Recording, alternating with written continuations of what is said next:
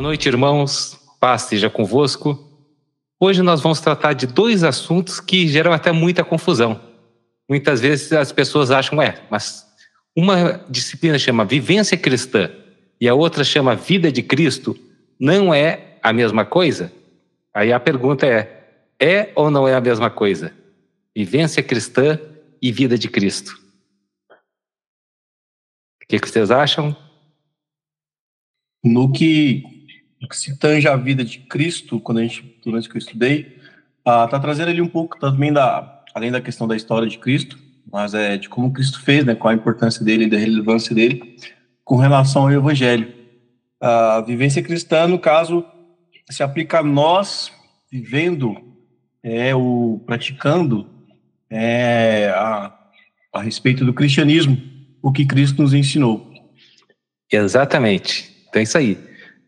Quando a gente falar agora de vivência cristã, nós vamos estar falando de nós vivendo de acordo com os ensinamentos de Cristo. E vida de Cristo é justamente a gente entender quem foi Jesus, o Jesus histórico, quem é o Jesus, o Filho de Deus vivo, que nos deu a vida eterna, que nos reconciliou com o Pai. Nós vamos ver esses dois enfoques. E vamos começar falando sobre a vivência cristã. Conhece a história de uma mulher que chegou para o pastor com uma mala e disse: pastor, estou me mudando aqui para a igreja. Já ouviram falar dessa história? Aí o pastor perguntou: mas por que a senhora quer mudar aqui para a igreja? O que foi? Não, o esquema é o seguinte: aqui na igreja, meu marido é um santo, meu marido é um amor, meu marido é educado, ele conversa, ele é amigo, ele é prestativo, ele gosta de ajudar as pessoas, está sempre conosco. Lá em casa ele é um brutamontes, ele é mal educado, ele me trata mal, bate nas crianças, briga com o vizinho, xinga todo mundo. Então eu quero morar aqui na igreja, porque eu quero o meu marido da igreja, não o meu marido lá de casa. Então muita gente, infelizmente, faz uma distinção entre o seu modo de viver na igreja, como um cristão fiel, fervoroso, um servo de Deus, um líder até, e aquela pessoa que está fora do ambiente da igreja, aquela pessoa que está em casa com sua esposa, com seu marido, com seus filhos, com seus pais, com seus irmãos, com seus vizinhos, com seus amigos, no seu ambiente de trabalho. E a essência da vida cristã é mudança de vida, conversão é mudança. Então esse é o primeiro ponto. Como que eu sei que alguém realmente se converteu? Pela mudança de vida. É impossível alguma pessoa ter uma experiência com Jesus e continuar a ser a mesma. Tem que ter transformação.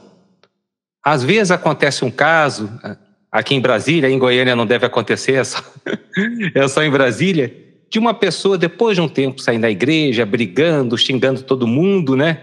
E aí alguém comenta: puxa, fulano se desviou. E 99% das vezes, eu falo com convicção, com certeza, ela não se desviou, ela nunca se converteu. Ela pode até ter sido batizada, ela pode ter tido até um cargo na igreja, mas nós não vimos mudança na vida dela. Ela está aqui há 2, 5, 10, 15 anos e a gente não viu nenhuma diferença. Parece que ela continua a mesma pessoa, ouvindo as mesmas músicas, fazendo as mesmas coisas, se relacionando da mesma forma. Então a vida cristã, ela significa mudança, transformação. Nós abandonamos o nosso velho homem e a partir daí nós temos que viver de acordo com os ensinamentos de Cristo. Nós temos que transformar a nossa mente tem que ser a mente de Cristo. Depois a gente vai falar um pouquinho mais em vida de Cristo, quem é esse Cristo, como que ele é, como que é a sua mente. Mas basicamente nós entendemos que os ensinamentos de Jesus, os exemplos dele, aquilo que está na palavra de Deus acerca dessa nova vida, dessa transformação, devem fazer parte daquilo que nós somos a partir de agora. Onde a gente vê uma boa definição, então, para a gente já adiantar e fazer já uma ligação entre as duas disciplinas, de como que é o caráter de Cristo, como é o caráter de Deus. Falei do Pai, falei do Filho, quem ficou faltando? O Espírito Santo. E aonde eu vejo sobre o fruto do Espírito Santo? Em Gálatas 5 fala sobre as obras da carne e o fruto do Espírito. Este fruto do Espírito é o caráter de Deus, é a essência de Deus. E se eu sirvo a Deus, se eu sigo a Deus, se eu escolhi na minha vida andar nos caminhos de Deus, eu tenho que ter o meu caráter transformado. Eu tenho que ter uma vida de acordo com esses mesmos princípios, com esses mesmos valores, com essas mesmas características. Senão eu não sou efetivamente um cristão. Quando fala das obras da carne, quem realiza aquelas obras da carne? É uma pessoa do mundão ou uma pessoa da própria igreja e executa aquelas obras da carne? Acho que o nome de obras da carne já fala. Uma pessoa que está na carne, ela não precisa necessariamente ser a pessoa do mundo. Uma pessoa que não desfruta do caráter de Cristo nela, não desfruta da vida no Espírito Santo. Isso. Então, olha só, muita gente associa as obras da carne com o pessoal do mundão, mas eles não são efetivamente os carnais. Nós temos os cristãos carnais e os cristãos espirituais. Essa pessoa que está no mundão nós chamamos de pessoas naturais, porque ela só tem efetivamente aquilo, a carne tem, que é o seu corpo, elas têm a sua mente, mas a mente não sendo transformada não gera o nascimento do Espírito. Ela não nasceu do Espírito, só nasceu na carne, então ela só conhece a carne. Quando fala sobre as obras da carne, são pessoas que estão na igreja, pessoas que dão aleluia, glória a Deus, sobem um monte, às vezes até pregam, são líderes, mas que não tiveram aí a sua vida transformada. Compreender essa visão da essência de Deus na nossa vida é que nos transforma. A partir daí, pode falar, Ronaldo? Então, no caso, as obras da carne são dos cristãos que não desenvolveram ainda os frutos do Espírito. Seria isso? Isso. Então, a carne e o Espírito militam. Conhece a história do cachorro, dos dois cachorros que foram colocados para brigar? O dono sempre acertava quem ia ganhar. Ó, hoje vai ganhar o cachorro preto. Não, hoje vai ganhar o cachorro branco. Aí o pessoal um dia ficou encafifado. Ah, tudo bem que você é o dono, mas você não tem como combinar com o cachorro quem vai ganhar a briga, né? Como é que você sempre acerta e afirma com certeza qual cachorro vai ganhar? Ele diz, é fácil. Aquele que eu alimentei mais, aquele que eu alimentei melhor, é o que vai estar mais forte, é o que vai ganhar a briga. Na nossa vida, nós podemos alimentar a nossa carne e o nosso espírito. Se nós alimentamos muito pouco o nosso espírito, nós vamos viver segundo as obras da carne. Se nós alimentamos o nosso espírito, se nós estamos firmes em Deus, na sua palavra, por meio da oração, por meio do jejum, por meio do perdão, por meio até do reconhecimento das nossas falhas, da necessidade que nós precisamos de Deus, aí com esse alimento o nosso espírito fica mais forte e nós evidenciamos o fruto do espírito. Eu acho que eu passei já para vocês no grupo um vídeo que eu falo sobre o trabalho, sobre a perspectiva da Bíblia. Tá? Então, quem não assistiu, depois assiste com calma. E muita coisa do que eu falei ali está até nesse capítulo que fala sobre o trabalho. O trabalho é um dos ambientes que nós temos que é mais complexo. Por isso que é uma necessidade da gente compreender bem a ação do cristão no trabalho. Nosso trabalho ele é competitivo. Muitas vezes nós disputamos uma promoção, disputamos oportunidades, nós almejamos uma gerência, nós almejamos talvez melhores condições de trabalho. E isso gera disputas, gera, às vezes, conflito de interesses. Ao mesmo tempo, nós encontramos pessoas diferentes de nós, pessoas de outras culturas, pessoas com outras visões. Mesmo que a gente não almeje um espaço específico, a gente esteja satisfeito com a nossa maneira de trabalhar, outras pessoas nos enxergam como ameaças. Por isso que o ambiente de trabalho é um local bem complicado. Aqueles que trabalham realmente um bom período, passam de 8 a 10 horas por dia neste ambiente. E é ali que nós temos que testemunhar e fazer a diferença. Então não adianta a gente achar que o nosso trabalho é uma necessidade só para ganhar dinheiro, o nosso trabalho é um mal necessário, é algo ruim, onde nós perdemos o tempo. Algumas pessoas até almejam deixar o trabalho para poder se dedicar à obra de Deus. Eu digo, aqueles que têm o chamado para se dedicar exclusivamente à obra de Deus, não tem dúvida do que é e sigam esse chamado com alegria, com convicção, com fé. Mas a maior parte de nós vai ter uma parte do seu ministério no seu ambiente de trabalho.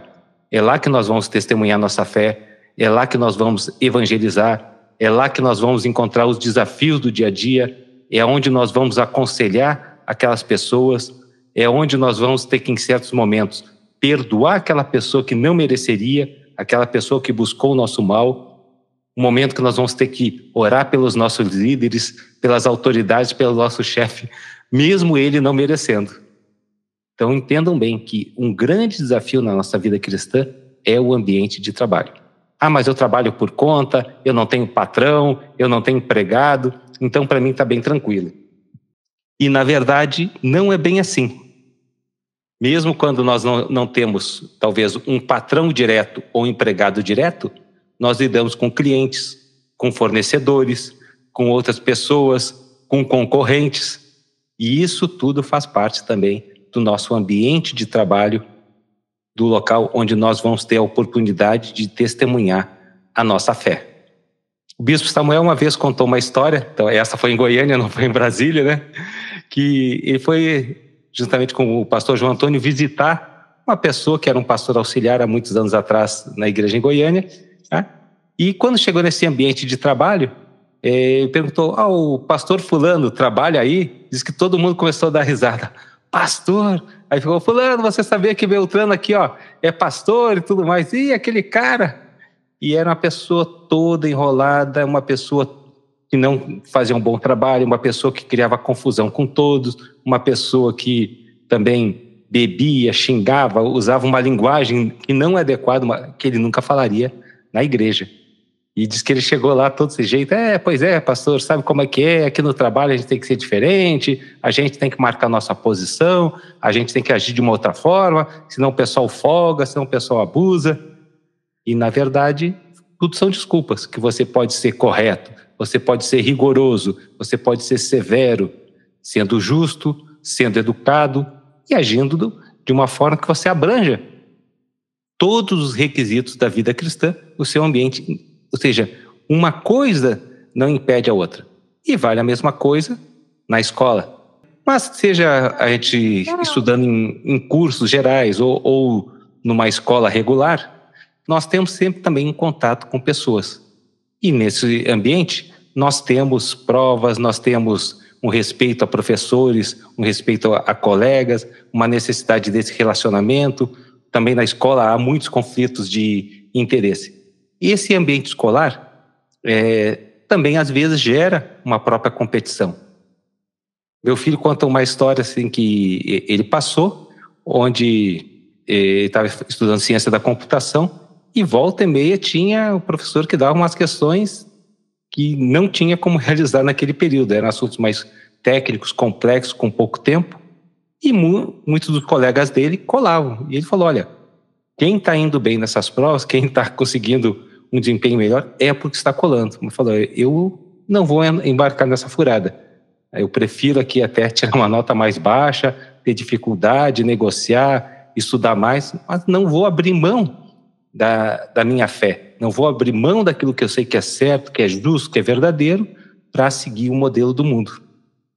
Então acontece muito também nesse ambiente escolar, oportunidades para nós fazermos aquilo que é errado, oportunidades para nós nos desviarmos dessa fé verdadeira.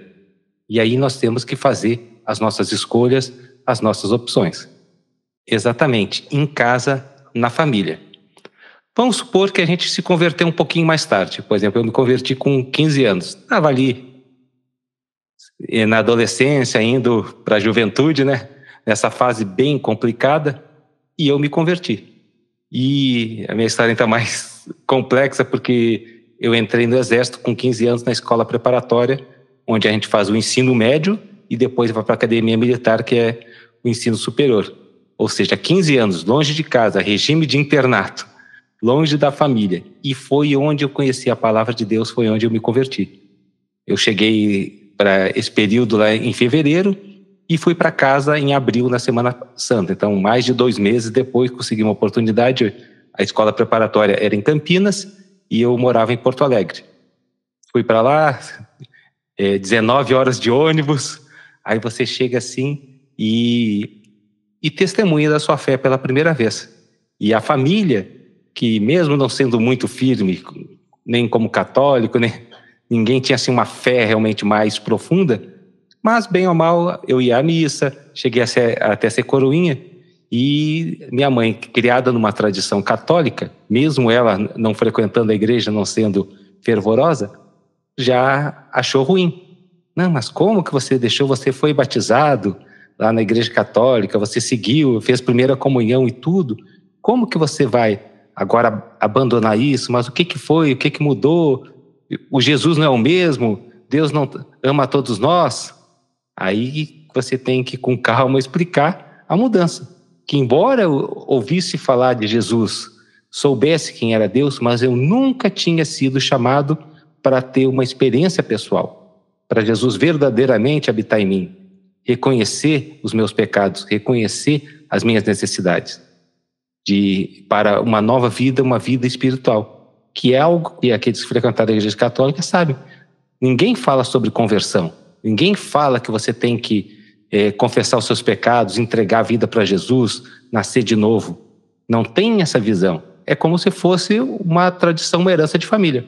Não, você é católico ou você é cristão, porque seus pais eram, porque frequenta a igreja, vem aqui de vez em quando, comunga e está tudo bom. E não está tudo bom. Independente da igreja, da religião, é uma decisão pessoal que você tem que ter. Aceitar Jesus como o único, suficiente Salvador. Pedro deixa bem claro no discurso no dia de Pentecostes: arrependei-vos e convertei-vos para serem perdoados os vossos pecados. Se a gente não se arrepender, se a gente não se converter e nós não tivermos os nossos pecados perdoados, o salário do pecado é a morte, e a morte não apenas uma morte física, mas uma morte espiritual. Mas todos que recebem Jesus têm a vida eterna, têm a salvação. Viram como um testemunho de uma mudança, de uma conversão na família, principalmente se a família tinha uma outra posição acerca da fé, é complicado de você passar a viver, de você passar a ter que explicar essa mudança na sua vida. O que mudou? Por que você não continua como estava antes? Se você acredita em algo mais, continua acreditando nisso, aonde estava, até chegar a um ponto que a gente mostra que não era possível lá eu continuar crescendo na minha vida cristã, eu desenvolver a vivência cristã. Porque eu já percebia isso, que lá o pessoal falava, escutava um monte de coisa bonita, lia o Evangelho, lia as epístolas de Paulo, mas saía da igreja, todo mundo voltava para sua vidinha mais ou menos, voltava a fazer o que estava errado, voltava a viver longe dos caminhos de Deus. Ou seja, ia à casa de Deus, na saída da igreja, já abandonava qualquer perspectiva de andar nos caminhos de Deus. E hoje nós estamos tendo esse fenômeno, inclusive nas igrejas cristãs, nas igrejas evangélicas, de pessoas que vão, de vez em quando, batem o seu ponto na igreja e saiu dali, continua na sua vidinha mais ou menos. Continua vivendo sem demonstrar essa transformação. Pode falar primeiro a Yasmin? Quando eu tenho a oportunidade de falar em alguma conversa, eu sempre falo que a melhor forma de evangelização é testemunho de vida hoje em dia. E eu tenho alguns testemunhos em relação a isso, mas um em específico é que eu trabalhava num salão de beleza e eu conheci uma mulher que ela era bissexual e estava confusa e tal, acabou casando com outra mulher e morando junto e tal. E eu sempre, com o meu testemunho de vida dentro daquele ambiente, eu não precisava pregar, mas eu precisava viver o que Cristo é para mim, né? E ela sempre se abria comigo e tal, os pais evangélicos, enfim, uma história longa. E ela pediu uma vez pra gente ir na casa dela fazer uma célula. Na época a gente tava com as células ativas toda sexta-feira. A gente foi lá junto com a esposa e fez a célula, fez a oração. E passou um tempo, acabou que essa moça que ela era casada, ela suicidou dentro do apartamento. E a gente teve que ir lá socorrer e tal. Foi uma grande perda, né, pra ela. Eu saí do trabalho, passaram-se, eu acho que tem 6 anos foi quando eu comecei a trabalhar na igreja. Então tem 6 anos, e recentemente, eu sempre acompanho ela pelas redes sociais e tal, e recentemente ela me mandou uma mensagem que, de alguma forma, eu vi que foi Deus através, me usou, sabe? Em algum momento, há 6 anos atrás, para transformar a vida dela. E hoje ela é uma pessoa que aceitou Jesus, se batizou, tipo, ela postando nas redes sociais, eu acompanhando e tal, e mandei uma mensagem para ela, nossa, que felicidade e tal. Aí passaram-se tempo, ela me mandou uma mensagem falando, olha, Yasmin, você faz parte dessa nova vida que eu tô tendo agora e tal. E eu fui me recordar da minha relação que eu tinha com ela, e em nenhum momento eu abri a Bíblia, eu falei para ela aceitar Jesus, falei.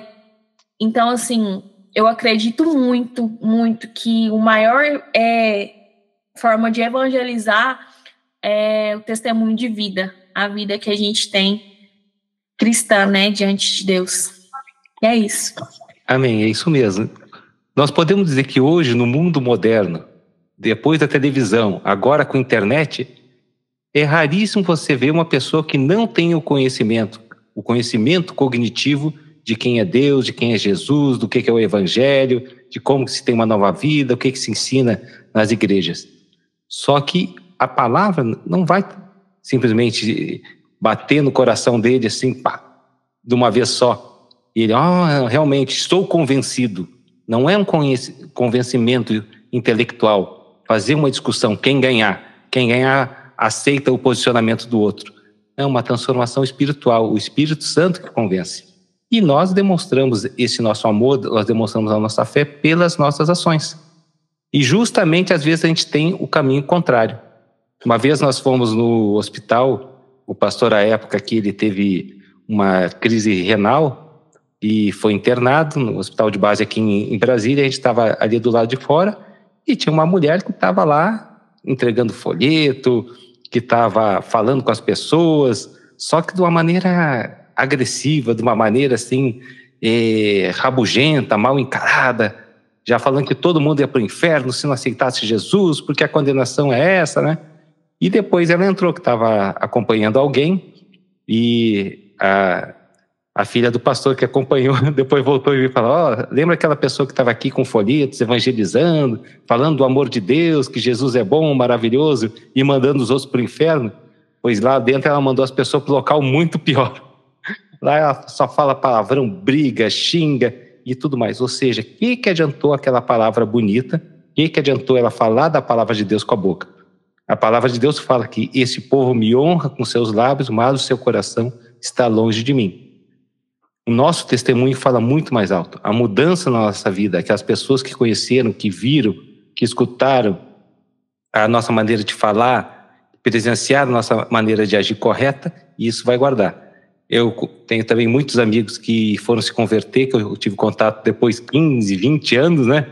E é interessante, eles vêm procurar a gente para falar, olha, agora também eu sou cristão, eu aceitei a palavra, nós estamos frequentando a igreja tal, minha esposa está bem, meus filhos estão firmes na obra de Deus, graças a Deus. E lembrando que muito tempo atrás eu falava, eu testemunhava, ou seja, com ações, com palavras de uma forma integrada, e ele via a diferença, que não era algo somente da boca para fora, mas que em todo momento, em toda situação, eu tinha essa atitude coerente com a minha fé. Ronaldo ia fazer uma pergunta também? Fazer um comentário? Não, tá certo. Entenderam essa visão sobre vivência cristã? Teve algum ponto, algum capítulo que vocês queiram comentar mais algo, ou querem que eu esclareça algo, faça algum comentário sobre algum tema específico? Pastor, desculpa. Na verdade, eu só queria falar aqui que o estudo do Vivência Cristã, inclusive, tirando acho que os pontos sobre teologia, sobre história da vida e tudo mais, que foram mais questões históricas, o livro de Vivência Cristã quanto os outros, eles têm não só me ensinado, mas me tratado muito, mexido muito comigo. E isso eu estou achando muito gostoso, a respeito, por exemplo, de Vivência Cristã, e estava lendo no capítulo 3, tem algumas situações lá que eu fico, caramba, eu preciso melhorar isso aqui. Eu sou um cara muito crítico, pastor. Muito crítico. E muitas vezes eu tenho aquela olhada de reprovação. O Samuel, não sei se os meninos sabem, mas eu sou amigo do Samuel de infância, do pastor Samuel. E ele briga comigo até hoje dessa minha olhada. Ele fala, ei, nego, você tem que mudar essa cara sua. Eu falo, Samuel, eu tento. Pastora Maria fala isso muito comigo. E eu, recentemente, no final do ano passado, eu passei uma situação muito delicada com a minha equipe de louvor da minha igreja. Por essas questões de críticas. Não que eu sou melhor do que eles e tudo mais, mas, enfim, e apanhei demais nisso. E a gente pega o livro agora e você está estudando. Eu levei uma surra disso aqui. Eu falei, cara, esse livro de vivência cristã, eu não vou deixar ele aqui só para mim estudar para o Instituto Teológico. Eu vou guardar ele para mim revê-lo constantemente, porque ele é muito gracioso. Achei muito bacana isso. Amém. Então, como o Rodrigo falou, é viver. Vivência cristã é você viver de acordo com os princípios da palavra de Deus. Não deixar apenas para aparentar uma santidade, aparentar que você tem uma experiência com Deus na igreja, no meio dos irmãos. Ou seja, a nossa vida, a nossa demonstração da fé é em toda situação. E ainda eu digo um outro ponto interessante da escola. Para você estudar, você tem que ser humilde. Já repararam isso? Eu conheço muita gente boa, muita gente até que quer fazer a obra de Deus e não quer fazer o Instituto Teológico. Porque na cabeça dele, se ele estiver no Instituto Teológico, ele vai ter que baixar a cabeça, vai ter que escutar, vai ter alguém que vai estar ensinando ou orientando, cobrando, supervisionando e até avaliando. Muita gente, até boa, não tem a humildade necessária. E isso no ensino da palavra de Deus. E agora você imagina na escola, onde na escola que ele teria também que respeitar uma autoridade, que teria que estar submisso também a um modelo, horários. É outra coisa difícil. Numa escola você tem que ficar aquele horário sentado na sala. Você tem que aguardar um momento, tem que aguardar uma liberação. Tem toda uma regra, tem toda uma norma. E a pessoa que não aceita a autoridade, que acha que ela é superior, ou seja, uma pessoa arrogante, uma pessoa orgulhosa, ela tem muita dificuldade. Por isso o ambiente escolar é um ambiente muito propício para nós testemunharmos nossa fé. A maneira como nós fazemos, a maneira como nós nos relacionamos com colegas, com professores, aceitamos as regras, temos um bom desempenho escolar. Não precisa ser o melhor da turma, não precisa tirar 10 de tudo, mas você vai trabalhar com humildade. Você vai se esforçar, você vai ajudar alguém com necessidade, você vai tirar uma dúvida de alguma pessoa. Ou seja, aproveitem. Que se a maior parte já não está mais estudando, mas com certeza tem filhos em idade escolar e ele tem que aprender isso, que o local onde ele vai testemunhar a fé é na escola.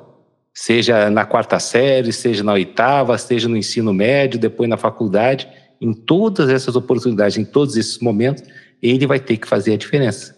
Como disse, vai ter que fazer uma escolha entre colar e não colar, vai ter que fazer uma escolha à medida que vai subindo, né? Tem menos controle de presença, tem menos obrigatoriedade de estar na sala, tem mais liberdade, mas aí aumenta essa responsabilidade de fazer aquilo que é correto. E por fim, só para concluir essa parte da vivência cristã, um outro ponto imprescindível, perdão. Tanto o perdão nos dois sentidos, de nós perdoarmos a quem nos ofendeu, quem nos magoou, e de nós também pedirmos perdão quando nós estamos errados. Da mesma forma, para isso precisa de humildade. Confessar os pecados, reconhecer que nós erramos, pedir perdão a Deus, pedir perdão a uma outra pessoa e aceitar o perdão dessa pessoa não é fácil, não é natural, é pela graça de Deus. Então, um outro ponto que faz a distinção do cristão é saber perdoar, é saber pedir perdão. Ontem até teve um jogo de futebol, né? E foi engraçado, né? que era na TV do Vasco, aí o narrador do Vasco no primeiro gol, né? Acho que o Vasco saiu ganhando, não viu o jogo, aí a só mandou essa parte.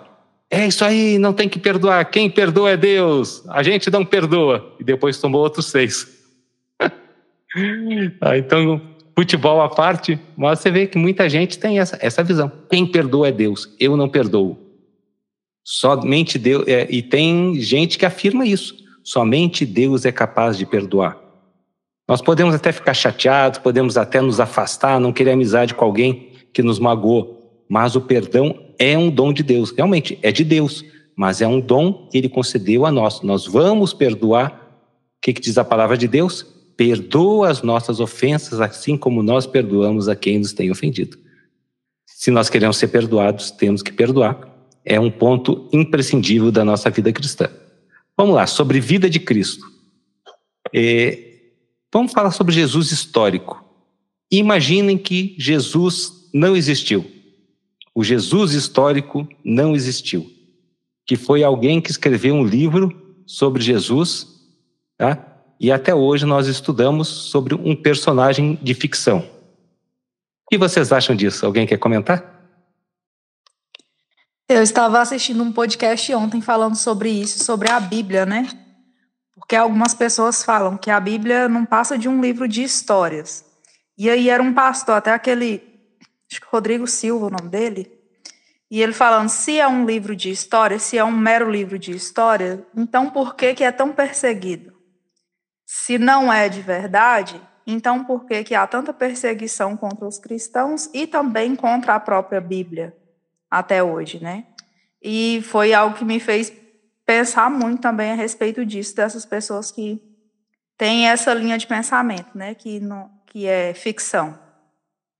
Só isso. Uhum. Então, olha só. Se Jesus não foi real, se Jesus não é real, a pessoa que inventou o personagem Jesus, que escreveu sobre Jesus, o autor dos livros sobre Jesus, é um gênio. É o maior escritor do mundo, porque ninguém tem capacidade de descrever, de imaginar alguém com as características de Jesus, que vai ao contrário de tudo que o mundo prega, que vai ao contrário de tudo que esses heróis criados pelo homem realmente são. Olha como é algo fascinante. Então é impossível, eu digo, é impossível alguém ter inventado Jesus. Alguém tão complexo, com tanto poder, com tanta humildade, disposto a sacrificar para nos reconciliar, para nos dar a vida eterna. Imagina, se a maior parte das pessoas fosse Deus, ia exigir reverência plena, ia exigir uma obediência cega, ia transformar todos em escravos, querer sacrifícios, que esses são os deuses criados pelo homem. Pode ver toda a mitologia, toda a forma do homem tentar descrever Deus. Ele coloca sempre deuses cruéis, deuses tiranos, deuses com defeitos humanos, porque eles criam os deuses à imagem e semelhança do homem. Enquanto que nós fomos criados à imagem e semelhança de Deus. E nós temos esse modelo da vida de Jesus, que é algo totalmente ilógico sob o ponto de vista humano. Tem uma música em alemão, acho que ela não tem nenhuma tradução para português, mas fala assim, que Deus é este? Então, primeiro ele dá uma descrição de Deus, mas um Deus que perdoa, um Deus que entregou a sua vida, um Deus que busca o bem, um Deus que ama e consola os fracos, os necessitados, e depois ele fala, que homem é esse? Daí ele vai dando a visão de um homem que fez milagres, de um homem que ressuscitou mortos, de um homem que caminhou sobre as águas e, no final, um homem que também ressuscitou. Então, Jesus é 100% Deus e 100% homem. Já viram a história dos semideuses, né? A Hércules era filho de Zeus, com uma humana. Então, ele era um semideus. Ele era 50% Deus e 50% homem. Jesus não é um semideus. Jesus não é mitologia. Jesus é 100% homem e 100% Deus. Por isso que ele teve todo o poder e toda a autoridade para nos reconciliar com o Pai, para ser o nosso mediador entre Deus e os homens. Quem levantou a mão? Primeiro foi, acho que o Ronaldo e a Arielle. Pode falar? A Arielle que não falou. Boa noite, Paz. O senhor falando a respeito sobre Jesus, né? E eu fico imaginando, assim, que nós, como seres humanos, nossa tendência é sempre querer algo para nós. O egoísmo, a desobediência, sempre buscando algo para nós. E quando nós vamos seguir o que Jesus nos prega, é sempre a renúncia. É sempre abrir mão de quem somos nós. E isso nos aproxima mais de Deus. Então, eu vejo que é igual o senhor falou, é impossível uma pessoa criar alguém da forma que Jesus é, só Deus. Então, quando, às vezes, pessoas que não são cristãs vêm conversar comigo, falam assim, mas como que você acredita, né, desse jeito, com essa intensidade? Eu falo assim, busca ter experiências, busca viver a palavra, por mais que você fala que não acredita, mas começa a falar, Deus... me dê experiências, me mostra realmente e seja aberto a essas experiências que você vai conseguir contemplar a grandeza de Deus. Eu falo, só da gente respirar, isso já é o maior milagre, assim, e a gente começa a viver isso, é sobrenatural mesmo. Então, a pessoa que ela fala que ela não acredita, eu acho que ela faz muita força para não acreditar, porque os sinais são muito claros. É isso. Obrigada. Amém. Então, olha que Jesus falou, quem quiser ganhar sua vida, vai perdê-la. Aquele que quer ser o maior, que sirva aos outros. Ele falou, se eu, sendo o mestre, vocês me chamam de mestre, lavei os pés, quanto mais vocês. Você vê todo o sermão da montanha, o que ele destaca? Bem-aventurados os mansos, os pacificadores, aqueles que têm fome e sede de justiça, e não os que são fortes, os que são mais bonitos, os que são mais inteligentes, os que são mais capazes. Ele coloca sempre que aquele que reconhece a sua necessidade e busca em Deus, esse que vai ser abençoado. Claro que nós temos que aproveitar tudo que Deus nos deu. A gente já teve a disciplina Dons e Ministérios, né? Pois é, então lembra que nós temos os nossos talentos, os nossos dons naturais, eles são para ser usados, não é para a gente ter vergonha. Não, eu sou inteligente, então eu vou me fazer aqui de uma pessoa com mais dificuldade. Não, eu sou forte, mas eu vou ali, né, ficar na minha, não vou demonstrar muito. Hoje eu sou uma pessoa que tem essa habilidade, tem essa qualidade, mas não vou deixar ninguém sabendo. Não, é para usar, é para mostrar, é para ser referência. É para usar, inclusive, na obra de Deus. E não ter vergonha. Então, não é essa questão de você deixar de ser quem você é. Mas quando nós identificamos que temos necessidades, que temos lacunas na nossa vida, que nós temos restrições e que só Deus que pode nos abençoar, só Deus que pode suprir, e sabendo reconhecer isso com humildade, aí Deus vai agir e vai abençoar. Quem mais tinha levantado a mão? Essa questão de que Jesus existiu, né, historicamente, esses dias mesmo tinha um cliente lá e a gente começou a conversar e ele entrou nesse assunto, né, que já tinha sido cristão, mas que ele deixou de ser cristão porque ele tinha muita dúvida se Jesus realmente existiu ou não. Aí eu olhei para ele e falei assim, é verdade, né, até o nosso calendário é errado.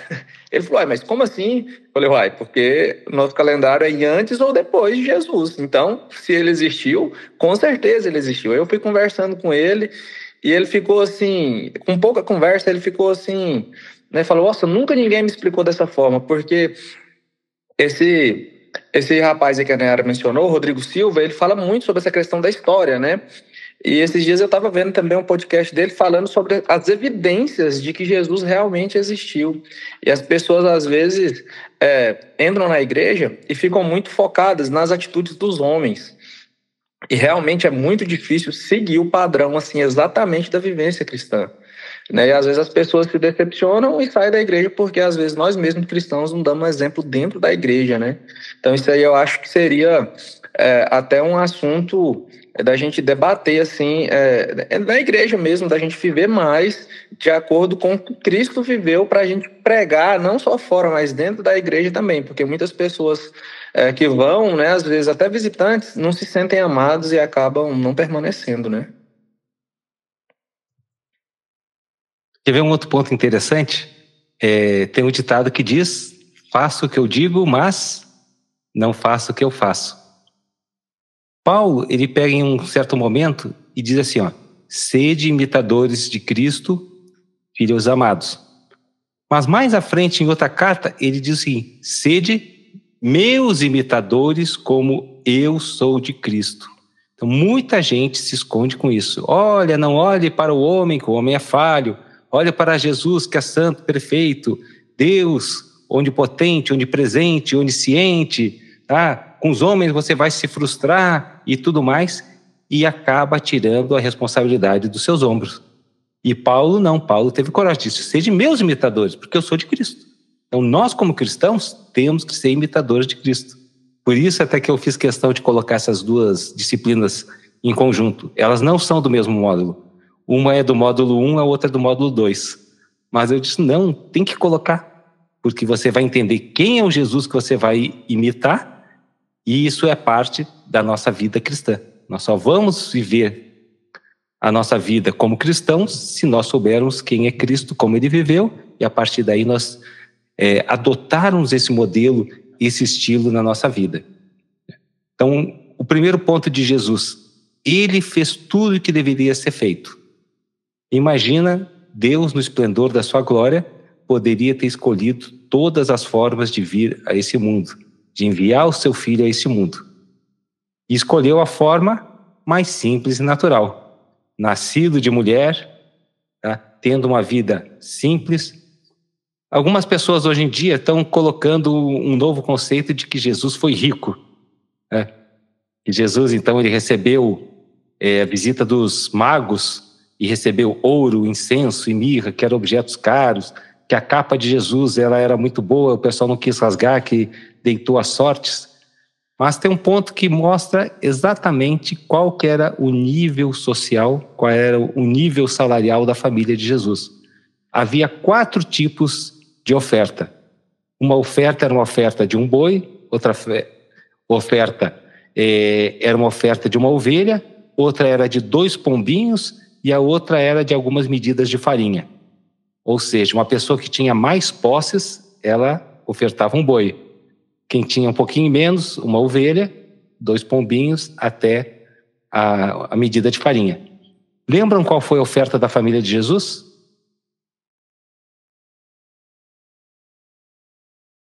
Quem lembra? Foram pombinhos, né? Exatamente, foi a oferta de 2 pombinhos. Ou seja, Jesus seria classe C, classe média baixa. A família de Jesus nunca foi uma família abastada, com dinheiro, com grandes recursos. Tanto que tiveram dificuldade, tiveram que ficar numa estalagem. Se fossem ricos, eles chegavam lá, ou não, está aqui o dinheiro na mão, libera o espaço para mim, manda embora esses vagabundos que eu vou ficar, porque eu tenho dinheiro. Outros falam que José não era um carpinteiro, mas que ele era um grande empreiteiro, dono de uma grande firma de construção. Não é isso que fala a palavra de Deus.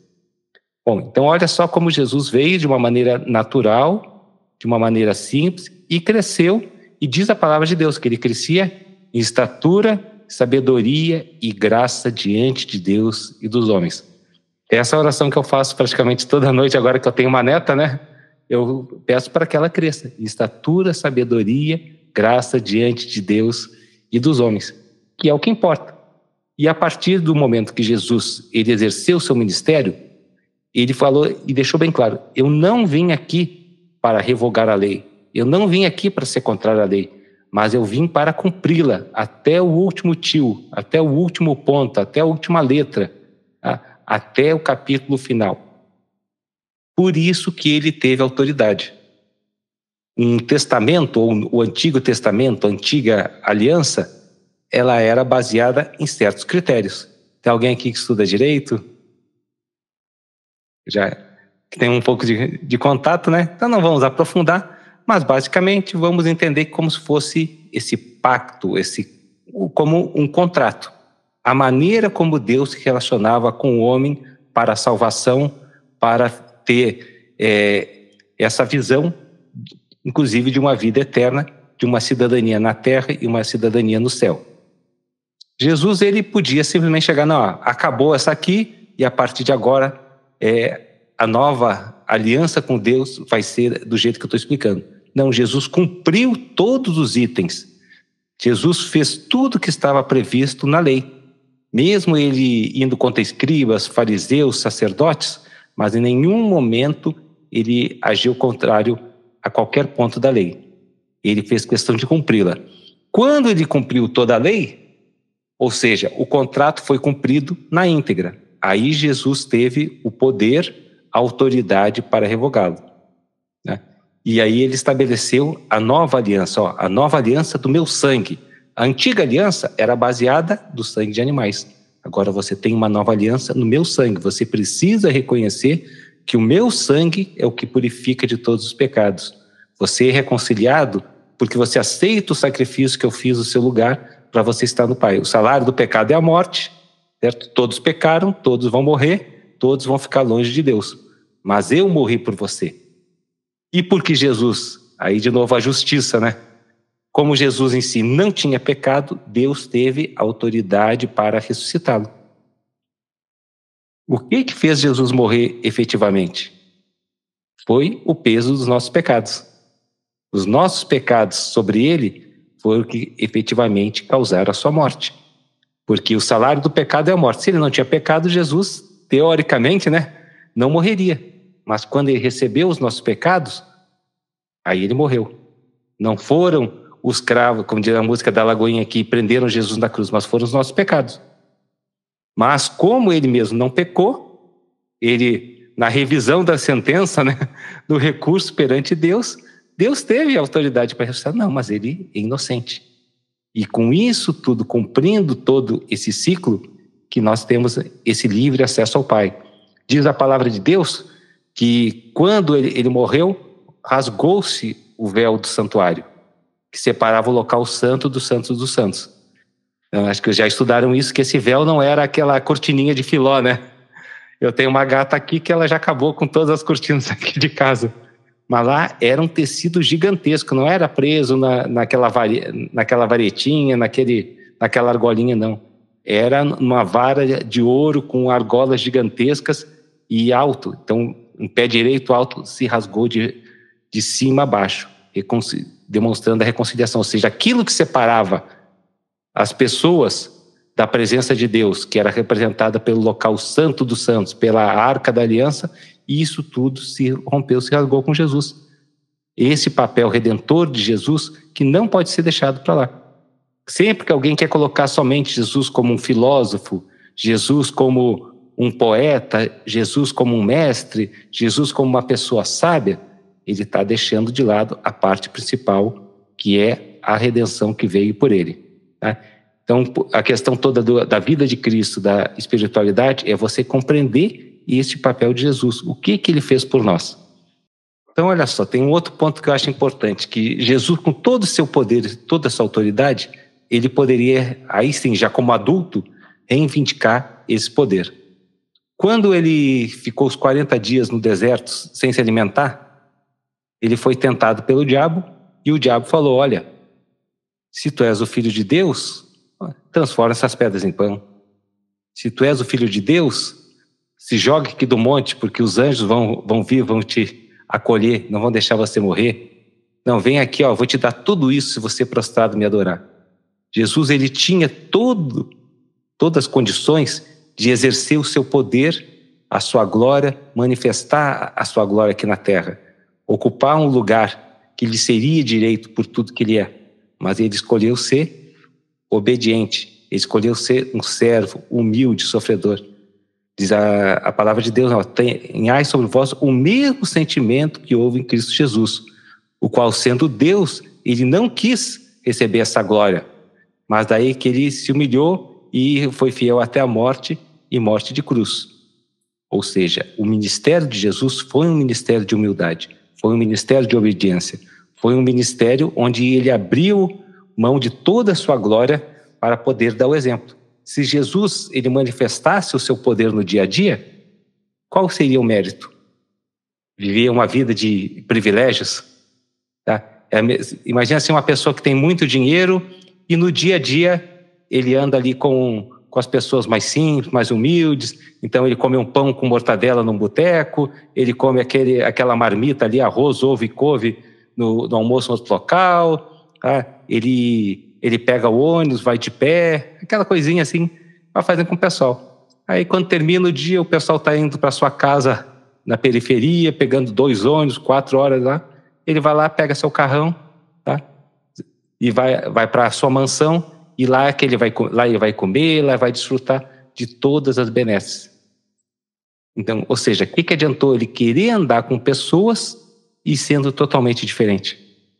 Jesus não, ele viveu conforme aquilo que o Pai determinou. Ele poderia exigir um tratamento diferenciado, ele poderia exigir privilégios, poderia utilizar o seu poder, mas ele abriu mão de toda a sua glória para ter essa autoridade. Talvez as grandes tentações de Jesus não tenham sido aquelas diretas com Satanás, ali nos dias que ele estava com fome, ou até quando ele estava para ser entregue no Calvário, ele teve que orar: Senhor, passa de mim esse cálice. Mas no seu dia a dia, onde ele via a injustiça, onde ele via que as pessoas estavam longe dele, longe dos caminhos do Pai, e que ele tinha que esperar. Ele várias vezes falou: olha, ainda não é chegada a minha hora. Vai chegar o momento em que o Filho do Homem vai ser entregue nas mãos dos judeus, vai ser entregue nas mãos das autoridades, para que ele possa, aí sim, dar a sua vida em resgate de muitos. Este era o propósito dele. E por isso ele teve que fazer um esforço literalmente sobrenatural para viver de acordo com o plano do Pai. Por isso, quando ele falou isso aí: Senhor, se possível, passa de mim esse cálice, passa de mim esse sofrimento, passa de mim tudo isso aqui que eu não quero, mas seja feita a sua vontade. Então diz a palavra de Deus que Jesus não veio de moto própria, não a motocicleta, mas por motivação própria. Não foi, vou lá fazer um estágio na terra só para ver como é que é, fazer um laboratório, como o pessoal diz, vou viver aqui um tempinho e depois eu volto para minha casa. Não, ele veio fazer aquilo que ninguém mais podia fazer. Esse é um ponto importante. Jesus fez o que ninguém mais podia fazer. Temos homens bons, homens santos, muitos apóstolos que nós estudamos ali. Nós temos a história do apóstolo Paulo, que fez coisas grandiosas pelo Evangelho, pelo nome de Jesus. Mas morrer na cruz, nos reconciliar com o Pai, ressuscitar dentre os mortos com poder, com autoridade, isso só Jesus podia fazer. E aí sim, no final dos tempos, na sua segunda vinda, ele vai vir com poder e glória, onde o seu reino não terá fim, ele regerá as nações com um cetro de ferro, onde ele vai estabelecer o seu reinado de justiça. Isso ainda está por vir. Vai completar então o ministério. Jesus como homem, como filho de Deus, vindo com poder e glória para cumprir aí aquilo que ficou faltando da primeira vez. E aí nós vemos o complemento, né? Diz: por isso Deus o exaltou soberanamente e lhe deu um nome que é sobre todo nome, para que ao nome de Jesus se dobre os joelhos do céu, na terra e debaixo da terra, e toda língua confesse que Jesus Cristo é o Senhor. Esse momento ainda vai chegar. Então, por enquanto, nós estamos na primeira parte onde ele se humilhou, ele abriu mão da sua glória, e no final dos tempos nós estaremos com ele reinando por toda a eternidade, porque a promessa, a profecia ainda está por vir. Amém?